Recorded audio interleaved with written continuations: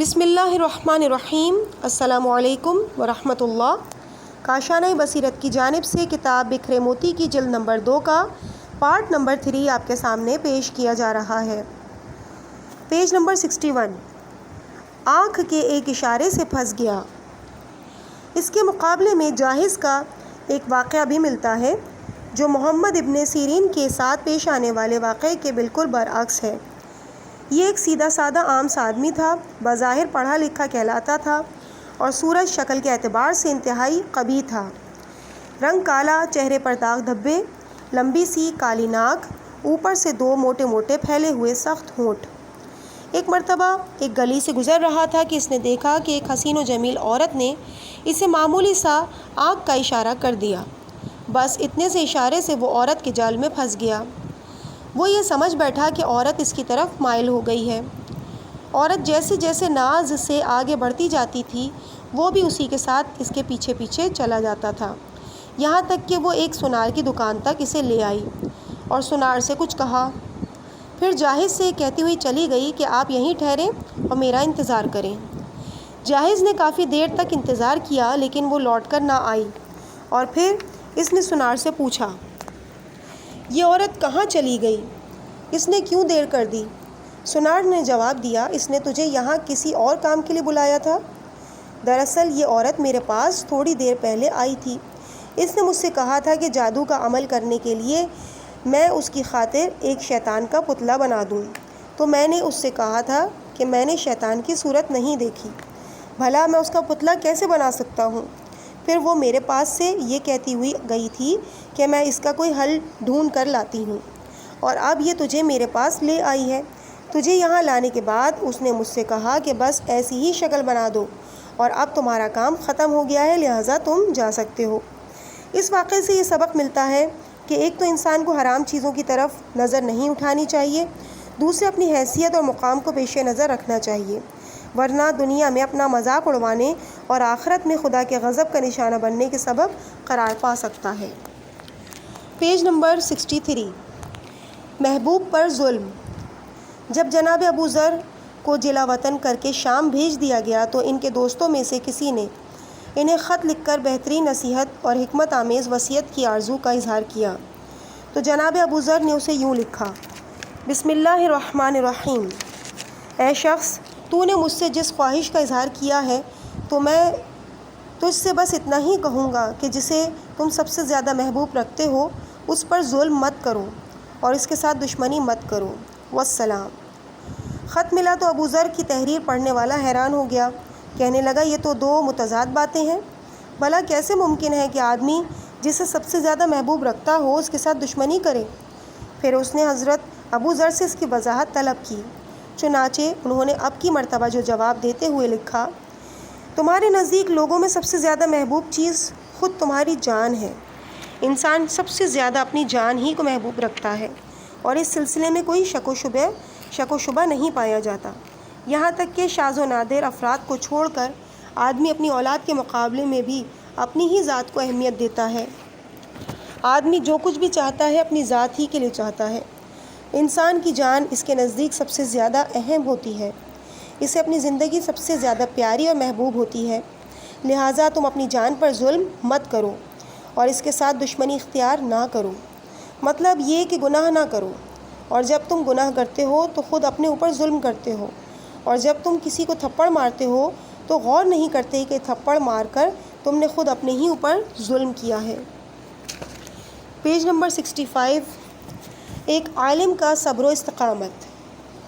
Najaf کے ایک عالم دین نے یہ واقعہ مجھ سے یوں بیان کیا کہ میں ایک دن شہر کے اس بازار سے گزر رہا تھا کہ جہاں چیزیں نیلام ہوتی ہیں۔ وہاں پر میں نے ایک بڑے جلیل القدر عالم دین کو دیکھا۔ یہ عالم دین نجف کے علمی مرکز میں استاد تھے۔ میں یہ دیکھ کر حیران رہ گیا کہ انہوں نے اپنی بغل سے ایک پتیلا نکالا اور اسے نیلام کرنے کے لیے دے دیا۔ یہ سب میں ایک کونے میں کھڑا ہوا دیکھ رہا تھا۔ محترم استاد نے اپنا پتیلا نیلام کرنے کے لیے دیا، اس کی بولی لگی اور پھر انہیں 8 آنا یا پھر 1 روپیہ مل گیا۔ وہ رقم لے کر چلے تو میں تیزی سے ان کے پاس پہنچا اور بڑے احترام سے انہیں سلام کیا۔ انہوں نے معمول کے مطابق بڑے اطمینان سے سلام کا جواب دیا۔ وہ بالکل نارمل تھے اور ذرہ برابر بھی ان کے اندر کوئی تبدیلی محسوس نہیں ہو رہی تھی۔ میں نے کہا جناب عالی، آپ کے اوپر ایسی کون سی مشکل آن پڑی؟ تو انہوں نے پوچھا کہ تم یہ کیوں پوچھ رہے ہو؟ میں نے کہا نوبت یہاں تک پہنچ گئی کہ اب آپ کے گھر کا ضروری سامان تک بیچنے پر مجبور ہو گئے ہیں۔ میری یہ بات سن کر انہوں نے مسکراتے ہوئے کہا، مجھ پر کوئی مشکل نہیں پڑی، میں نے پتیلا بیچا ہے اور اب اس سے ملنے والی رقم سے روٹی خرید لوں گا۔ کچھ بھی تو نہیں ہوا، کوئی خاص واقعہ تو پیش نہیں آیا۔ 2 سال تک ہم نے اس پتیلے میں کھانا کھایا اور آج اسے بیچ کر کھانا کھا رہے ہیں، اور بعد میں جو کچھ خدا عنایت فرمائے گا کھا لیں گے۔ یہ تھا نجف کے ایک عالم کا صبر و استقامت۔ مقصد یہ ہے کہ آدمی کو بے چین اور بے قرار نہیں ہونا چاہیے۔ جو کچھ بھی اور جس طرح سے بھی خداوند عالم عطا فرمائے اس پر قناعت کر لینی چاہیے۔ وہی رازق ہے، وہ جس طرح سے بھی رزق عطا فرمائے اس پر راضی اور خوش رہنا چاہیے۔ کمی اور زیادتی کو اہمیت نہیں دینی چاہیے۔ کتاب 60 پیج نمبر 67 صبر و اخلاص کی ایک داستان۔ کتاب ثمرات الاوراق کا شمار قدیم کتابوں میں ہوتا ہے۔ اس میں ایک داستان لکھی ہوئی ہے جس کا خلاصہ کچھ یوں ہے۔ ترکی اور موصل کے درمیان زمین کا ایک خطہ جزیرے کے نام سے مشہور ہے۔ کسی زمانے میں وہاں عرب کی ایک محترم شخصیت رہا کرتی تھی۔ ان کا لقب تو مجھے یاد نہیں، البتہ اپنے زمانے کے حاتم تائی تھے اور ان کا نام خزیمہ تھا۔ انتہائی مالدار اور سخی شخص تھے۔ ان کے گھر کا دروازہ ہمیشہ فقراء اور مساکین کے لیے کھلا رہتا تھا۔ شورائے کرام ان کے گھر آتے اور اپنا انعام وصول کر کے لے جایا کرتے۔ غرض یہ کہ یہ ہر خاص و عام کو نوازتے رہتے تھے اور ان کی عمر اسی جود و سخا اور لطف و کرم میں گزری تھی۔ لیکن پھر ایک دور ایسا بھی آیا کہ جب زمانہ بدل گیا۔ مصلحت پروردگار یہ ہوئی کہ وہ فقیر ہو جائیں۔ تمام مال و دولت اور روب و جلال آہستہ آہستہ ختم ہو گیا اور اب یہ بالکل خالی ہاتھ ہو چکے تھے۔ پھر نوبت یہاں تک آ پہنچی کہ کوئی انہیں قرض دینے تک کو تیار نہیں تھا۔ مجبوراً گوشہ نشین ہو گئے اور گھر کی چیزیں آہستہ آہستہ بیچ کر ضروریات زندگی پوری کرنے لگے۔ پھر اس کے بعد اور بھی سخت حالات کا سامنا کرنا پڑا۔ وہ آدمی کہ جس کا گھر ہمیشہ دوسروں کے لیے کھلا رہتا تھا اب بند رہنے لگا۔ اس زمانے میں جزیرے کا گورنر اکرمہ ہوا کرتا تھا۔ ایک دن اس نے اپنے دربار میں خزیمہ کے بارے میں پوچھا کہ اس کا کیا حال ہے۔ درباریوں نے بتایا، گورنر صاحب، آپ اس بیچارے کے بارے میں کیا پوچھتے ہیں؟ اس کی تمام شان و شوکت ختم ہو چکی ہے۔ اس کے پاس اب کوئی پیسہ باقی نہیں رہا، بلکہ وہ تو خود اب محتاج اور فقیر ہو چکا ہے۔ اپنے گھر میں پڑا رہتا ہے اور گھر کی چیزیں بیچ کر گزارا کر رہا ہے۔ اس کے پاس تو اب کچھ بھی نہیں رہا۔ یہ سن کر اکرمہ کو بہت دکھ ہوا۔ جب رات آئی تو اس نے بیت المال سے 4000 اشرفیاں نکالیں اور ان اشرفیوں کو 4 تھیلیوں میں بھر کر غلام کے حوالے کر دیا، اور پھر ایک گھوڑے پر خود سوار ہوا اور دوسرے گھوڑے پر اپنے غلام کو ساتھ لیا، یہاں تک کہ خزیمہ کے گھر کے قریب پہنچ گیا۔ پھر اس خیال سے کہ کہیں یہ میرا عمل اخلاص سے خالی نہ رہے، صرف خوشنودی خدا کی خاطر ہو، غلام سے اشرفیاں لے کر اسے واپس چلے جانے کا حکم دیا، اور تھیلیوں کا بوجھ اٹھا کر یہ محترم گورنر رات کی تاریکی میں اپنے سر اور چہرے کو اچھی طرح چھپائے ہوئے خزیمہ کے دروازے پر پہنچ گیا۔ دروازے پر دستک دی۔ اس نے پوچھا کہ تم کون ہو؟ اکرمہ نے کہا کہ میں ایک عربی ہوں اور تمہارے لیے یہ لے کر آیا ہوں۔ خزیمہ نے پوچھا کہ یہ کیا ہے؟ اس نے کہا کہ یہ 4000 دینار ہیں، ان کی کوئی حقیقت نہیں ہے۔ میں نے سنا تھا کہ تمہارے اوپر کچھ سختی ہے، لہٰذا یہ رقم لے آیا ہوں۔ خزیمہ نے کہا کہ جب تک تمہیں پہچان نہیں لوں گا رقم نہیں لے سکتا۔ اس نے کہا کہ تمہیں اس سے کیا کہ میں کون ہوں، یہ رقم لے لو، میں نہیں چاہتا کہ تم مجھے پہچانو۔ خزیمہ نے بڑی سختی سے کہا، جب تک تم مجھے نہیں بتاؤ گے کہ تم کون ہو میں یہ رقم ہرگز نہیں لوں گا۔ اس نے خود کو مجبور پا کر اپنا ایک جعلی لقب بیان کرتے ہوئے کہا، میں جابر اسرات الکرام ہوں، یعنی میں صاحبان عزت و وقار کو درپیش آنے والے نقصان کو پورا کرنے والا ہوں۔ جب کسی سخی اور صاحب عزت شخص سے کوئی لغزش سرزد ہو جاتی ہے اور اس کے ہاتھ سے مال و دولت نکل جاتا ہے تو میں اس تک رقم پہنچا دیتا ہوں۔ یہ کہہ کر اس نے رقم حوالے کر دی۔ اور وہاں سے تیزی سے چلا گیا۔ خزیمہ اشرفیوں کی تھیلیاں لے کر کمرے میں آیا۔ بیوی سے کہا کہ چراغ جلا کر دیکھو تو صحیح کہ رقم کتنی ہے۔ بیوی نے بتایا کہ ہمارے ہاں چراغ میں تیل ہی نہیں ہے۔ پھر وہ صبح کا انتظار کرنے لگے۔ بیوی نے پوچھا آدھی رات کو یہ بہت سارا مال کون لے کر آیا تھا؟ اس نے بتایا میری تمام تر کوششوں کے باوجود اس نے اپنا نام تو نہیں بتایا، بس صرف اتنا بتایا کہ میں جابر الاسرات الکرام ہوں، اور پھر یہ کہہ کر وہ تیزی سے چلا گیا۔ اس کے علاوہ اس نے مجھے اور کچھ نہیں بتایا۔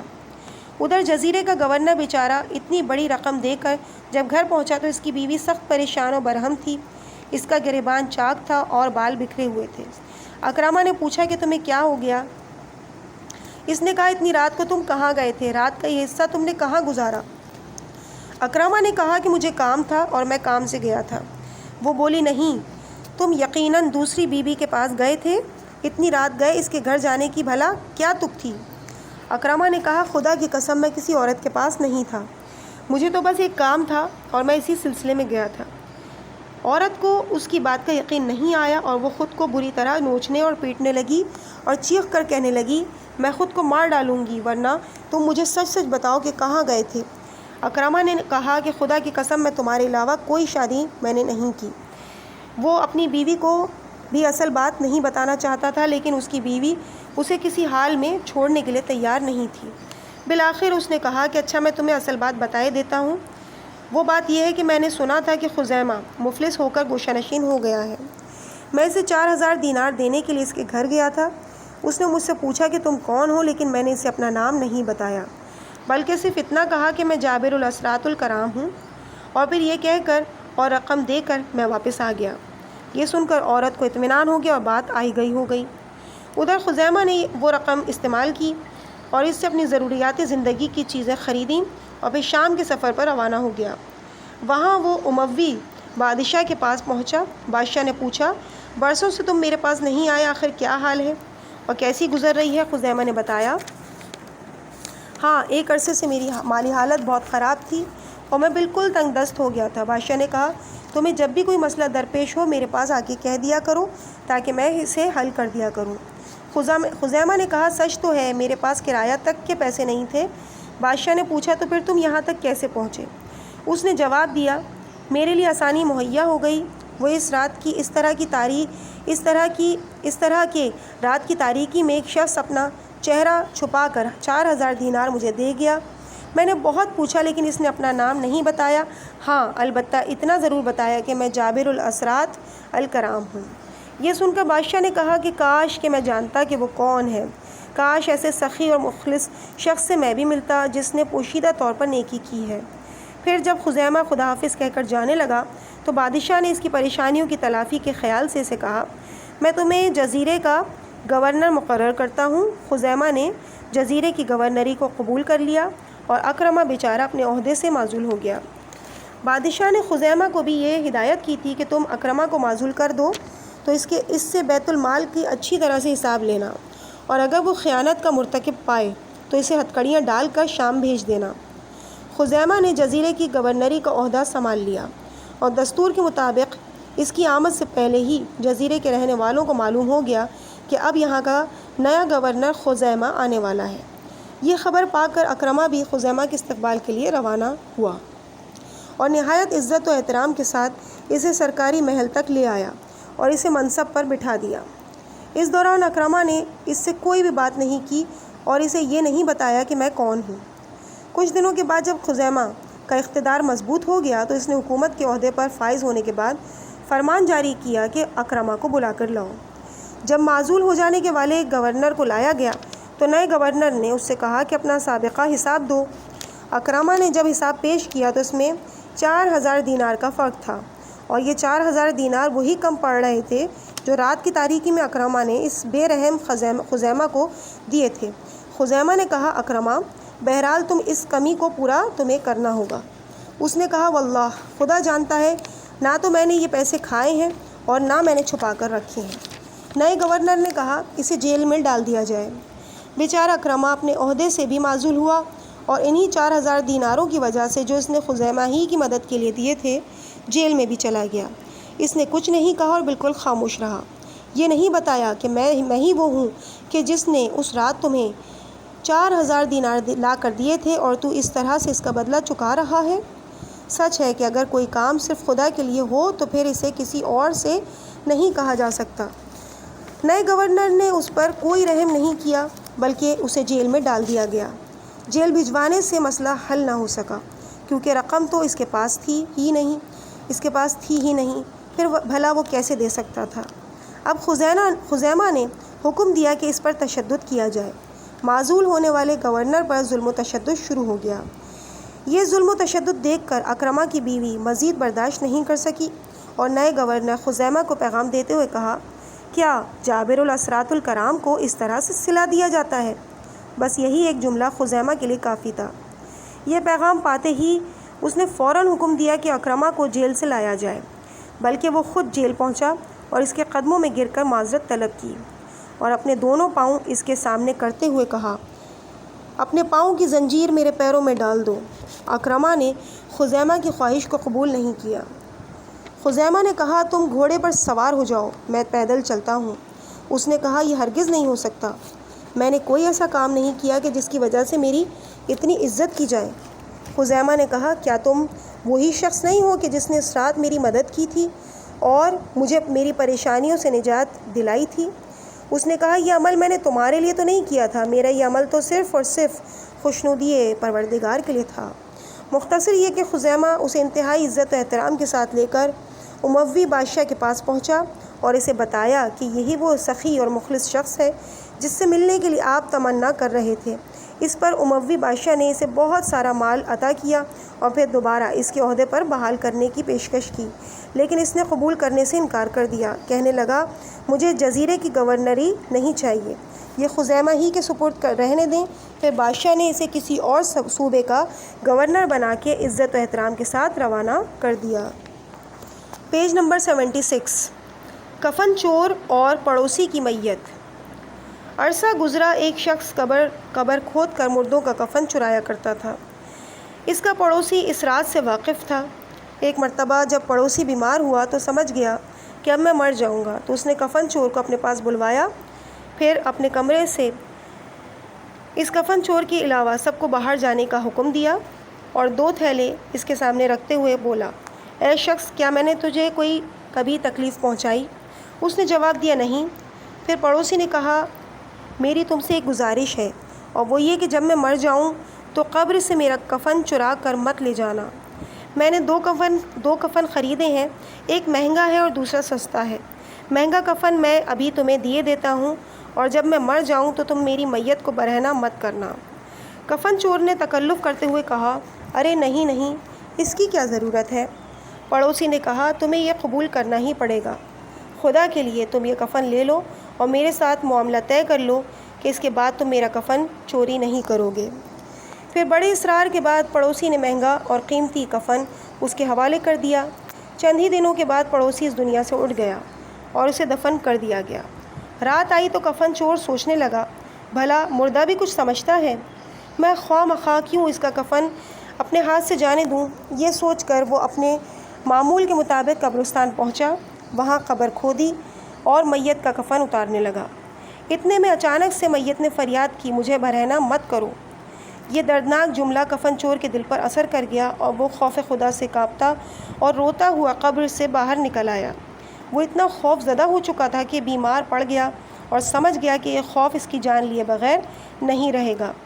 اس صورتحال کا اندازہ کرتے ہوئے کفن چور نے اپنے بیٹے کو بلا کے کہا، میں نے تمہارے لیے بڑی زحمتیں اٹھائی ہیں، اب میری بھی اس کے بدلے ایک تمنا ہے، اور وہ یہ کہ جب میں مر جاؤں تو میری میت دفن نہ کرنا بلکہ صحرا میں لے جا کر میری لاش کو جلا دینا اور پھر اس سے حاصل ہونے والی راکھ کا آدھا حصہ دریا میں ڈال دینا اور آدھا اسی صحرا میں اڑا دینا۔ یعنی میں اتنا بدبخت اور گنہگار ہوں کہ خود کو مسلمانوں کے قبرستان میں دفن ہونے کے لائق نہیں سمجھتا۔ یہ تھا کفن چور کا خوف خدا اور یہ تھی اس کی اپنے گناہوں پر شرمندگی۔ اور جب بھی کبھی کوئی شخص اپنے گناہوں کو بہت بڑا سمجھے تو پروردگار عالم کی رحمت اور مغفرت کے قریب ہو جاتا ہے۔ چنانچہ روایت میں ہے کہ جب کفن چور کی وصیت کے مطابق اس کی خواہش پر عمل کیا گیا تو خداوند عالم نے اسے اپنے حکم سے زندہ کر دیا۔ پھر ایک غیبی آواز آئی، اے میرے بندے، تو نے یہ کیسی وصیت کی؟ اس نے جواب دیا، پروردگار، تو خوب جانتا ہے کہ میری یہ وصیت تیرے خوف اور گناہوں پر ندامت کی وجہ سے تھی۔ پھر غیبی آواز آئی، ہم نے تجھے امان دے دی ہے، اور جو بھی خوف خدا رکھتا ہے خدا اسے امان دے دیتا ہے اور معاف فرما دیتا ہے۔ پیج نمبر 79، زیادہ چاہت ٹھیک نہیں ہے۔ کسی زمانے میں ایک امیر نے اپنے بادشاہ کو بلور کا انتہائی قیمتی برتن تحفے میں دیا۔ بادشاہ اس برتن کو پا کر بہت خوش ہوا اور اپنے وزیر سے کہنے لگا، یہ تحفہ تمہارے خیال میں کیسا ہے؟ وزیر نے کہا، اگر آپ مجھ سے پوچھیں تو یہ آپ کے لیے اچھا نہیں ہے۔ بادشاہ کو وزیر کی یہ بات بہت بری لگی اور اس نے کہا کہ تم کتنے بد ذوق ہو، ایسے نایاب بلور کو پسند نہیں کرتے۔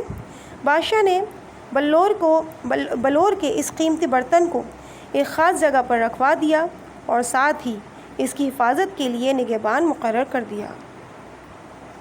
کچھ عرصے بعد بادشاہ نے اس برتن کو طلب کیا اور خادم لینے گیا، مگر جب اس نے برتن کو اٹھایا تو اس کا ہاتھ کانپ رہا تھا اور وہ قیمتی برتن ٹوٹ گیا۔ بادشاہ کو خبر ملی تو یہ دن اس کے لیے حزن و ملال کا دن ثابت ہوا۔ بادشاہ کا وزیر موقع اور محل کی مناسبت کو خوب سمجھتا تھا اور جانتا تھا کہ کس وقت کون سی بات کرنی چاہیے۔ چنانچہ اب اس نے یاد دلاتے ہوئے کہا، اس دن جو میں نے بادشاہ سلامت سے کہا تھا کہ یہ آپ کے لیے اچھا نہیں ہے، تو میں نے یہ بات اس لیے کہی تھی کہ کسی نہ کسی دن یہ برتن ٹوٹ جائے گا اور اس کے ساتھ ہی ساتھ وہ دل بھی ٹوٹ جائے گا جو اسے بہت عزیز رکھتا ہے۔ میں چاہتا تھا کہ شروع ہی میں آپ کو یہ بتا دوں کہ اس برتن سے زیادہ چاہت رکھنا ٹھیک نہیں ہے، تاکہ جب یہ برتن ٹوٹے تو اس کے ساتھ بادشاہ کا دل نہ ٹوٹے۔ یہ سن کر بادشاہ سمجھ گیا کہ اس کا وزیر کتنا عقل مند اور ذہین ہے۔ پیج نمبر 81، پرامن شہر۔ کتاب حیات القلوب میں علامہ مجلسی نے اسکندر ذوالقرنین کے بارے میں بہت کچھ لکھا ہے۔ جہاں اس کی اور فتوحات کا ذکر ہے، وہاں ایک شہر کی فتح کے حال میں کچھ یوں بیان کرتے ہیں۔ اس کے بعد سکندر ایک شہر کو فتح کرنے کے لیے جب اس میں داخل ہوا تو وہاں اس نے عجیب و غریب چیزیں مشاہدہ کیں۔ ان عجیب و غریب چیزوں میں ایک چیز یہ بھی تھی کہ وہاں ہر گھر کے دروازے کے ساتھ چند قبریں تھیں۔ سکندر نے شہر کے مرکزی دفتر کے بارے میں دریافت کیا تو لوگوں نے بتایا کہ ایسا کوئی دفتر ہمارے شہر میں نہیں ہے، ہمارے ہاں تو کوئی قاضی بھی نہیں ہے۔ سکندر نے کہا، بھلا یہ کیسے ممکن ہے کہ کوئی شہر بغیر کسی حاکم اور قاضی کے ہو اور وہاں لوگ پرامن طور پر مل جل کر زندگی گزارتے ہوں؟ لوگوں نے بتایا، جناب سکندر، ہمارے شہر میں کوئی بھی ایک دوسرے سے نہیں لڑتا۔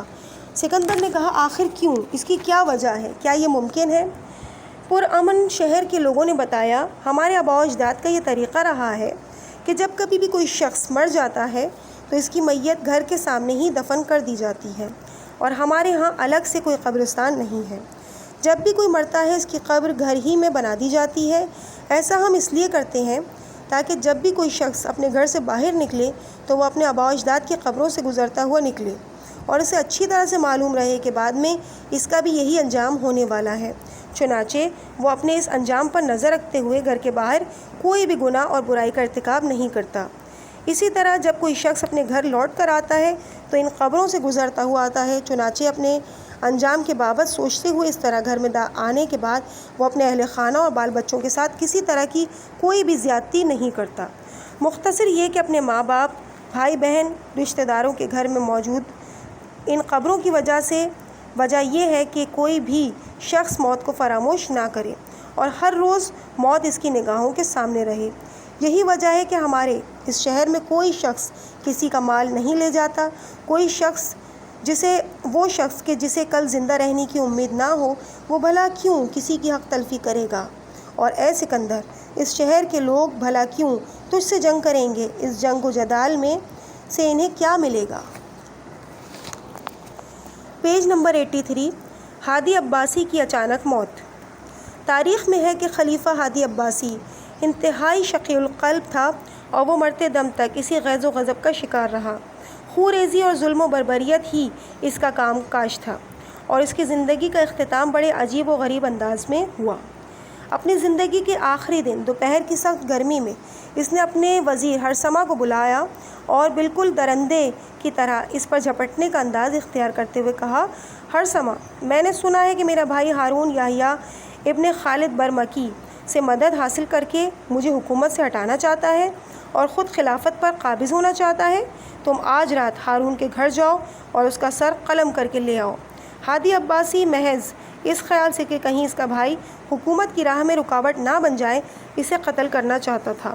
ہرثمہ نے کہا، بڑی عجیب بات ہے کہ آپ اپنے سگے بھائی کو، جو آپ کا ولی عہد بھی ہے، قتل کرنا چاہتے ہیں۔ ذرا سوچئے کہ آپ لوگوں کو کیا جواب دیں گے۔ ہادی عباسی نے کہا، یہ سب باتیں رہنے دو، حکومت کی راہ میں جو کچھ بھی رکاوٹ بنے اسے ختم کر دو۔ اسے قتل کرنے کے بعد تم قید خانے جاؤ اور تمام علوی سادات کو قید سے باہر نکالو۔ ان میں سے نصف قیدیوں کا سر قلم کر دو اور نصف کو دریا میں غرق کر دو۔ تمام قید خانے خالی ہو جانے چاہیے۔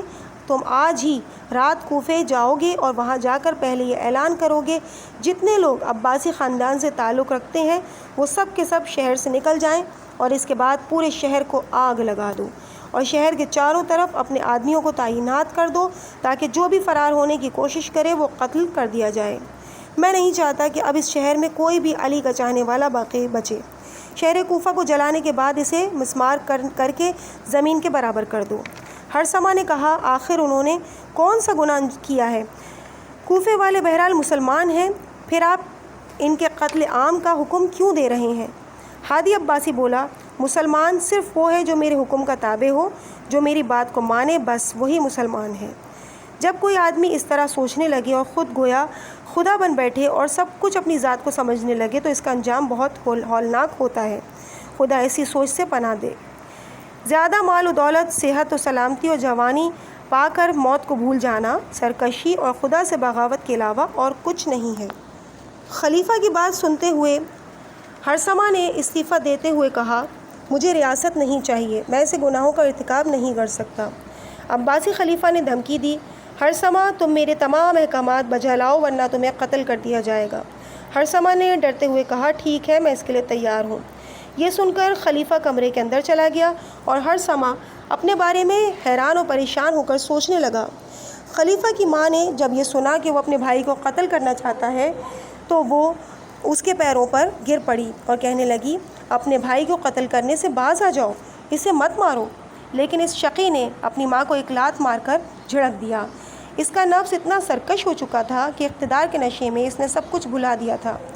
ظلم جب حد سے بڑھ جاتا ہے تو اسے بالآخر ذلت و رسوائی کا سامنا کرنا ہی پڑتا ہے۔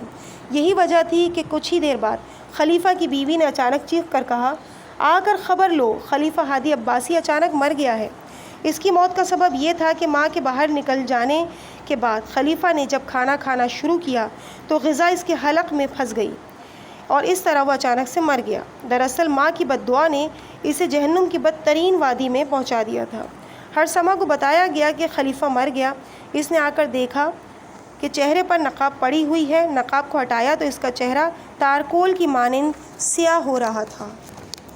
وہ رات کہ جس میں وہ اپنے بھائی کو قتل کر کے حکومت کے رستے سے ہٹانا چاہتا تھا، اسے قبر میں لے کر چلی گئی اور معاملہ بالکل برعکس ہو گیا، اور اسی رات اس کے بھائی ہارون کو مسند حکومت پر بٹھا دیا گیا۔ Page number 87۔ 700 سال پہلے کا ایک تاجر، مصری سیاح ابن بطوطہ نے بہت سے ملکوں کی سیاحت کی ہے اور وہاں کے حالات کو قلم بند کیا ہے۔ 700 سال قبل جب وہ شیراز پہنچا تو اس نے وہاں کی جامع مسجد کے حالات یوں بیان کیے۔ شیراز کی جامع مسجد کا صحن سنگ مرمر کے پتھروں سے مزین ہے۔ شب و روز میں 3 مرتبہ اسے مکمل طور پر دھویا جاتا ہے۔